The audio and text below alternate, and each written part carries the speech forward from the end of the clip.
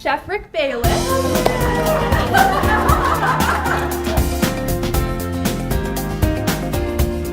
Whatever is something that there's a movement about and we all just as chefs, we gravitate to, sort of is kind of what the next trends are going to be.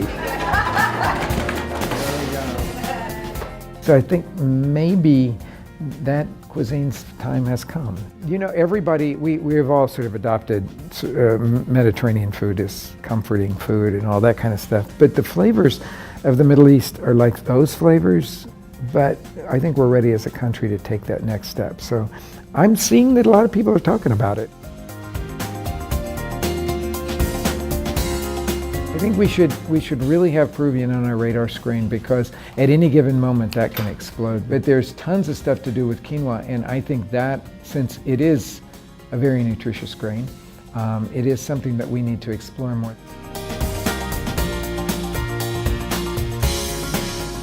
What attracts us to street food is the casualness of it. And then what keeps us going back to it is we want to know how they do that. How do they make that flavor? So that's one of the reasons that I think over this next year, we're going to see street food at home become a more obvious trend, because it's not the easiest thing to do. I think mushrooms offer us just so incredibly much. I always have mushrooms in my kitchen, in my refrigerator, because it's something that I can always use to create depth of flavor.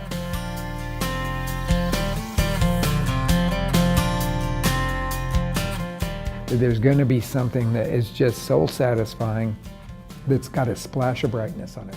Now we're doing it more as a hobby, because we want to create something that has a unique flavor, and that is where the fermentation thing comes in. So people playing around with something very simple, like making their own yogurt again, or like doing some kind of kimchi or sauerkraut. I threw braising meats on this thing, and I do that not because it's a new trend, but because it's a trend that won't go away. Talking about pressure cookers, are the place that you can create the satisfaction of a well-braised piece of meat.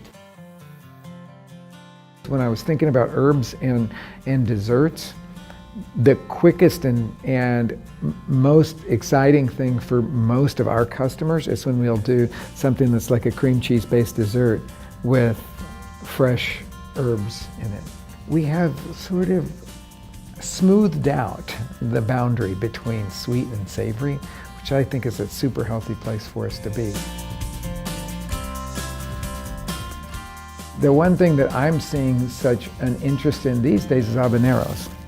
And the habanero, though it's a really spicy chili, it's not as spicy as some people think it might be.